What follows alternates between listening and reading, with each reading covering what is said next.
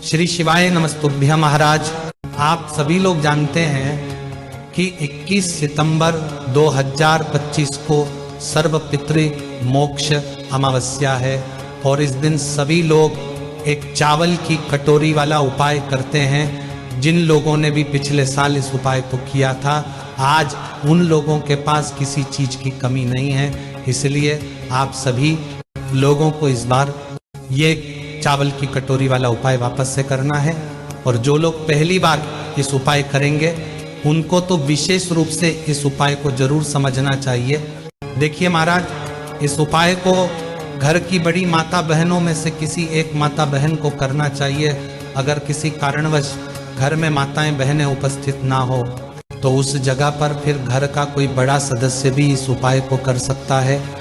महाराज, एक बात और हम आपको बता दें कि इस बार जो पितृपक्ष की अमावस्या है, इस दिन सूर्य ग्रहण भी रहने वाला है। इसलिए इस उपाय को करते समय सूर्य ग्रहण का समय आपको जरूर ध्यान रखना है, क्योंकि सूर्य ग्रहण की शुरुआत से पहले पहले आपको उपाय करना पड़ेगा। वैसे महाराज, इस उपाय को करने का जो समय है वह शाम को 6 बजे से शाम 7 के बीच में है। अगर किसी कारण से आप लेट हो जाते हैं तो रात 8 बजे तक भी आप अपने इस उपाय को कर सकते हैं। महाराज, अगर कोई किसी कारणवश इस समय से भी लेट हो जाता है तो वो रात को 10 बजे से पहले पहले इस उपाय को कर ले, क्योंकि 21 सितंबर को रात 10:59 से सूर्य ग्रहण की शुरुआत हो जाएगी। इसलिए आप इस उपाय को जल्दी से जल्दी करने की कोशिश करें। देखिए महाराज, एक चावल की कटोरी वाले उपाय में आपको एक चीज तो समझ आ रही हो कि इस उपाय में हमें एक चावल की कटोरी लेना है। तो घर की बड़ी माता बहनों में से कोई भी एक माता बहन शाम को 6 बजे के बाद पितृ अमावस्या के दिन अपने घर के रसोई घर में से खाली कटोरी ले। उसके बाद उसमें अपने ही घर के रसोई घर से चावल भर लें। कटोरी के अंदर चावल आपको फुल भर लेना है और ये चावल आपको कच्चे लेने हैं। अब आपको इस चावल की कटोरी के बीचों बीच चावल के ऊपर एक कपूर का टुकड़ा रखना है। यहाँ पर कई सारी माताएं बहनें ये प्रश्न करती है कि ये कपूर का टुकड़ा कौन सा होना चाहिए। तो देखिए, बाजार में आपको 2 तरह का कपूर मिलता है, पहला टुकड़े वाला और दूसरा गोली वाला। तो जो कपूर आपको मिल जाए वो लेना है, पर जो भी कपूर हो वो असली होना चाहिए। महाराज, अब अगर आपने कपूर का टुकड़ा लिया है तो मीडियम साइज का कपूर का टुकड़ा तोड़कर चावल के बीचों बीच रख दो, या कपूर की गोलियां ली है तो 3-4 गोलियां कपूर की लेकर चावल के बीचों बीच रख दो। अब आपको इस चावल की कटोरी को शाम को 6 बजे से 7 बजे के या रात 10 बजे के पहले पहले अपने घर के दरवाजे पर रखनी है।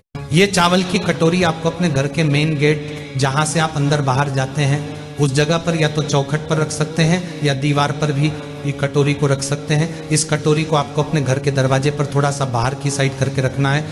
महाराज, अब चाहे आप चौखट पर रखें या दीवार पर, ध्यान आपको यह बात रखना है कि ये चावल की कटोरी पूरी अमावस्या की रात आपके घर के मेन गेट पर रखी रहेगी। इसलिए आप इस हिसाब से ही इस चावल की कटोरी को दरवाजे पर रखिएगा कि कोई भी जानवर जैसे कि गाय, कुत्ता या बिल्ली आपकी इस चावल की कटोरी को नुकसान न पहुंच पाए। आप चाहे तो इस चावल की कटोरी के आसपास कुछ इंटेन रख सकते हैं और ऊपर से कुछ ढक भी सकते हैं, जिससे कि आपकी चावल की कटोरी पूरी रात भर सुरक्षित रहे। अब जैसे ही आप इस चावल की कटोरी को अपने घर के दरवाजे पर रख देते हैं तो आप अपने घर के अंदर वापस आ जाइए और अपने बाकी के जो भी काम है उन्हें कर लीजिए और रात्रि में सो जाएगा। कोशिश करना कि ये उपाय आप तब करें जब आपके घर के सभी सदस्य आपके घर के अंदर उपस्थित हो और चावल की कटोरी को घर के दरवाजे पर रखने के बाद कोई भी सदस्य घर के बाहर न जाए। अब आप इस एक चावल की कटोरी को पूरी रात भर के लिए अपने घर के दरवाजे पर छोड़ दें कि और अगले दिन सुबह शारदीय नवरात्रि शुरू हो जाएगी, यानी कि एकम लग जाएगी। तो आपको सुबह जल्दी उठना है और स्नान करना है, और अब आपका सबसे पहला काम इस उपाय को पूरा करना रहेगा, जिसमें आपको स्नान करने के बाद अपने घर से एक माचिस उठानी है और सीधा उस जगह पर चले जाना है जहां पर अपने घर के मेन गेट पर इस चावल की कटोरी को रखा हुआ था। अभी आपको इस चावल की कटोरी को ना छूना है और ना उठाना। और जब कपूर जल रहा हो तो उस समय आप अपने पितरों से अपने लिए प्रार्थना करें, अपनी गलतियों के लिए क्षमा मांगे। अब जैसे ही आपका वह कपूर अपने आप जलकर बुझ जाए, उसके बाद में अब आप अपनी चावल की कटोरी को अपने पितरों का स्मरण करते हुए उठा ले और अपने घर से बाहर निकल जाए। और घर से बाहर निकालने के बाद आपके घर के आसपास कोई भी एक ऐसा जो बड़ा पेड़ हो, उस पेड़ के नीचे आपको ये चावल की कटोरी के चावल डालकर आ जाने हैं, जहां पर पक्षी इन चावल के दोनों को चुग लें और खा ले। उस समय भी आप अपने पितरों से प्रार्थना कर ले और अपनी मनोकामना भी आप बोल सकते हैं। और चावल वहां पर डालकर कटोरी को अपने साथ अपने घर लेकर आ जाए। महाराज, अब आपका ये एक चावल की कटोरी वाला उपाय पूरा हो जाता है। देखिए महाराज, ये जो उपाय है ये शारदीय नवरात्रि के पहले जो पितृ की अमावस्या पड़ती है उसी दिन किया जाता है। इसलिए साल में यह उपाय सिर्फ एक बार किया जाता है। इसीलिए लोग इस दिन का और इस उपाय को करने का बहुत बेसब्री से इंतजार भी करते हैं। इसीलिए आपके पास एक मौका आया है, आप इसका फायदा जरूर उठाएं।